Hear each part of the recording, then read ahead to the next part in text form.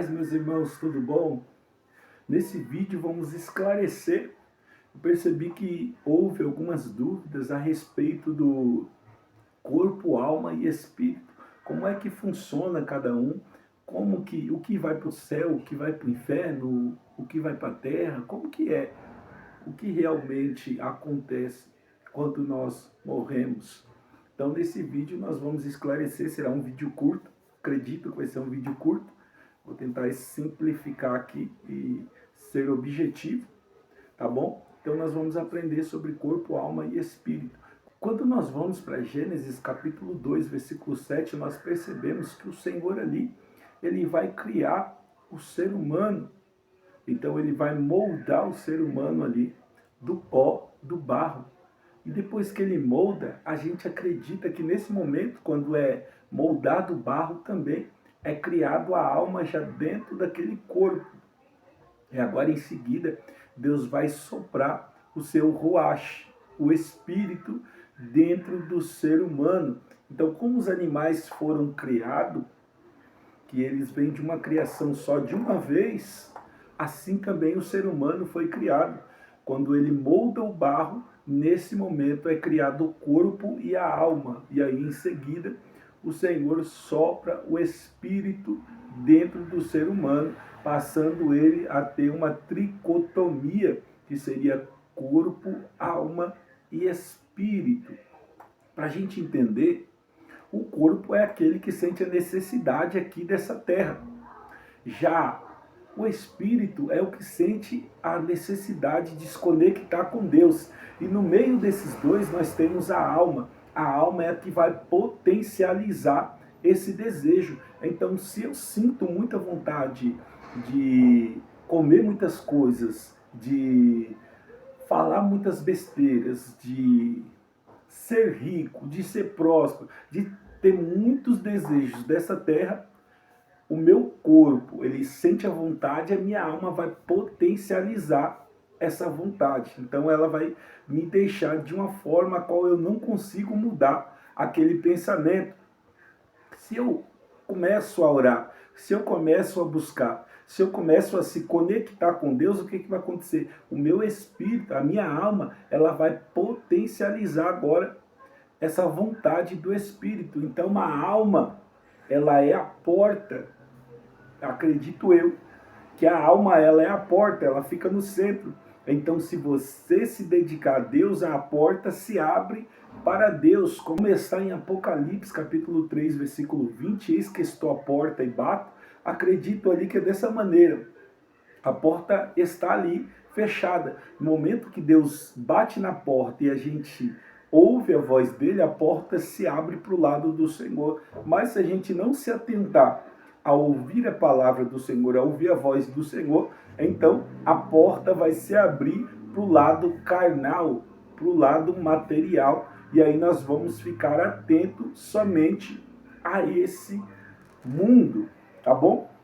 Então dentro da gente funciona assim: espírito se conecta com Deus, carne se conecta com esse mundo, alma é o que vai potencializar tanto o desejo do espírito quanto o desejo da carne. A alma, ela vai potencializar, tá bom? Então é assim que nós acreditamos, é assim que nós entendemos a respeito da Bíblia.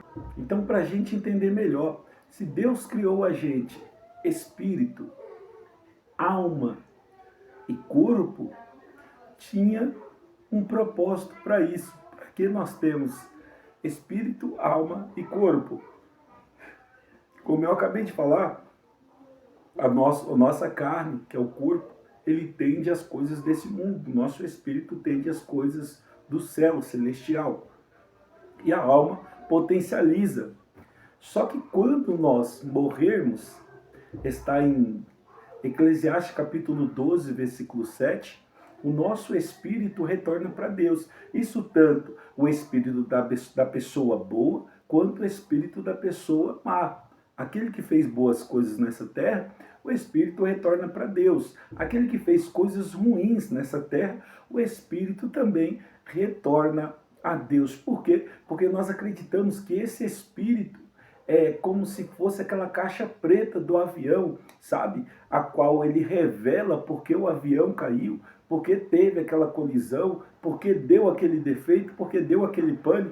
Então, o nosso espírito é que vai dizer para Deus por que que nós falhamos ou por que nós acertamos. Então, quando nós morremos, o espírito retorna a Deus e ele sim vai identificar: olha, Senhor, teve chance de melhorar e não melhorou, teve chance de não mentir e mentiu, teve chance de fazer diferente e não fez, e quando não era para fazer, acabou fazendo. Então, todas as vezes que nós sentimos vontade de fazer algo que não é certo, e você ouve aquela voz dentro de você, é o Espírito, não o Espírito Santo, mas é o nosso Espírito que vai avisando. Por quê? Porque naquele dia não haverá desculpa. Não adianta a gente falar: mas eu não sabia. Não, o Espírito está lá para testificar, para falar: não, eu avisei para ele que não era para fazer, eu avisei para ela não ir, eu avisei para não falar, eu avisei para não tocar, eu avisei todas as coisas, só que não me deu ouvido, tá bom? Então, para a gente continuar. Então, o Espírito retorna a Deus no momento que nós morremos. O corpo, ele volta para a terra e a alma agora é a que vai ficar, como eu falei no último vídeo, tanto no paraíso, no céu, aguardando a volta de Cristo, quanto aqueles que vão ficar no Hades, tá bom? Aguardando o julgamento. O que acontece quando Cristo voltar? Paulo diz lá, em 1 Tessalonicenses, capítulo 4, versículo 16, que os mortos ressuscitarão primeiro. Que negócio é esse? Paulo está falando daqueles que vão ser salvos. Porque Paulo está falando daqueles que dormem em Cristo. Quando você lê lá 1 Tessalonicenses capítulo 4, versículo 13, você percebe que ele está falando daqueles que morreram em Cristo. No versículo 16, ele está falando que os mortos vão ressuscitar primeiro. Como assim ressuscitar? Que negócio é esse? Isso desse jeito. Nós vamos ressuscitar com um corpo agora diferente, com um corpo transformado. Quando nós vamos para Filipenses, capítulo 3, versículo 21, você vai perceber que o nosso corpo ele vai sofrer uma modificação.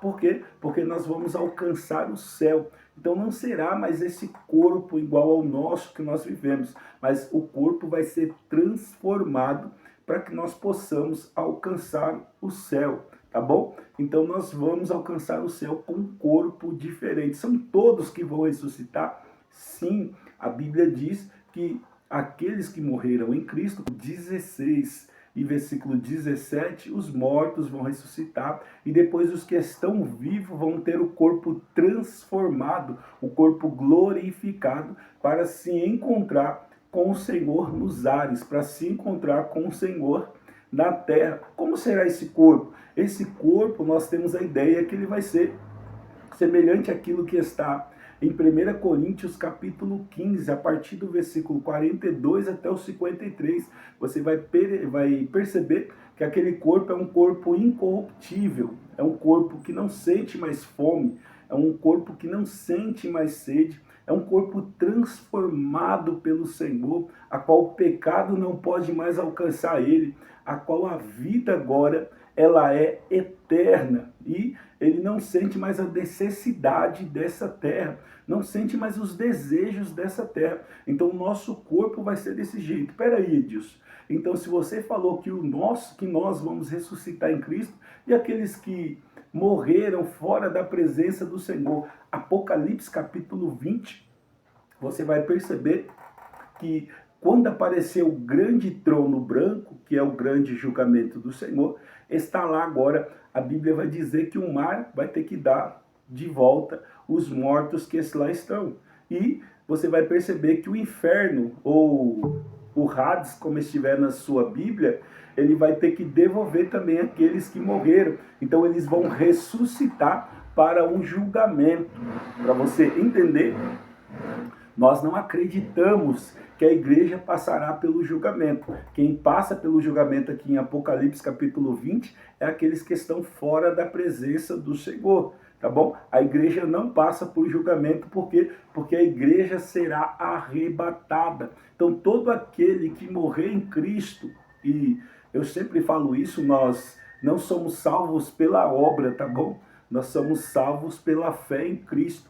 A nossa salvação depende do perdão. Cristo nos perdoou e por isso nós recebemos a salvação. Mas para que essa salvação venha nos alcançar, nós precisamos perdoar aquele que nos feriu, aquele que nos machucou, aquele que fez o mal para a gente. Nós precisamos perdoar para que essa salvação nos alcance. Então não é que Cristo morreu e agora eu estou salvo. Não. Se eu não perdoar o meu irmão, eu não estou salvo, tá bom? Então para você ser salvo, você precisa perdoar aquele que te feriu. Não é perdoar o irmão que você gosta, que você ama, que você faz de tudo por ele. É perdoar aquele que te feriu, aquele que te magoou, aquele que te machucou. Aí sim você alcança a salvação. Como aconteceu com Cristo, a qual ele foi cuspido, a qual ele apanhou, a qual ele sentiu sede e deram uma esponja molhada ou encharcada de vinagre para ele, assim acontece nas nossas vidas. As pessoas nos ferem, nos machucam, nós pedimos água e ela vai dar vinagre. Você não fez nada para ela e acaba levando um tapa na cara, acaba sendo cuspido, acaba sendo humilhado em praça pública. Assim você precisa liberar o perdão para que você venha alcançar o céu. Então o céu, ele só é alcançado mediante ao perdão que nós liberamos do nosso coração, senão não existe céu.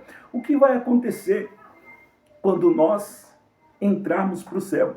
Quando nós vamos para Apocalipse, nós temos uma ideia do que vai acontecer. Apocalipse capítulo 2, versículo 7 está assim: comerás da árvore da vida no paraíso. Então nós vamos comer dessa árvore que está no paraíso. Não sofrerá a segunda morte, que é a de Apocalipse capítulo 20. Apocalipse 2, versículo 11. Não sofrerá a segunda morte, porque nós vamos estar vivos em Cristo. Apocalipse capítulo 2, versículo 17. Novo nome numa pedra branca. Nós vamos receber um novo nome. Apocalipse capítulo 2, versículo 28. Você receberá autoridade de governo para governar. Apocalipse 3, versículo 5. Vestes brancas nós vamos receber para aqueles que alcançarem o céu. Apocalipse 3, versículo 11. Coroa. Apocalipse capítulo 3, versículo 21. Terás um trono sentado do lado de Deus. Mas quem é que vai receber essas informações aqui do Apocalipse capítulo 2 e 3. Quem é que vai receber? São todos que vão receber? Não, aqui sim agora nós estamos falando daqueles que praticam a obra do Senhor, aqueles que fazem a obra do Senhor. Então, dependendo da obra que você fizer, você recebe coroa, você recebe um novo nome, recebe veste branca. Então você vai receber várias as coisas dependendo da obra que você faz. Mas a obra não nos salva, tá? Nós vemos isso lá em 1 Coríntios capítulo 3, versículo 10, que a obra, independente da obra que você faz, ela não vai te salvar, tá bom?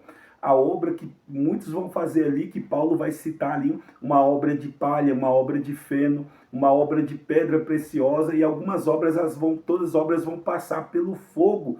Qual é esse fogo? O fogo é o do Apocalipse, capítulo 1. Os olhos de Jesus são como chamas de fogo. Então os olhos dele estão nos vendo agora nesse momento.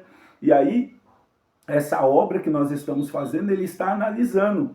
E ele terminando de analisar, quando nós saímos dessa terra e vamos passar para o novo mundo, para um novo lugar, aí sim, dependendo da obra que você fez, você receberá o seu galardão, você receberá a sua recompensa. Mas obra não nos salva, tá bom? Aprenda isso, guarde isso. A sua obra não te salva, mas é o perdão que você libera que vai salvar a sua vida, tá bom? Então o corpo, ele tende às coisas da carne, o espírito tende às coisas do céu, e a alma vai potencializar. Então se você tiver com um olho aqui na terra, a sua alma vai potencializar as coisas aqui da terra. Se você tiver com um olho no céu, a sua alma vai potencializar as coisas do céu. Deus abençoe mais uma vez, fica com Deus.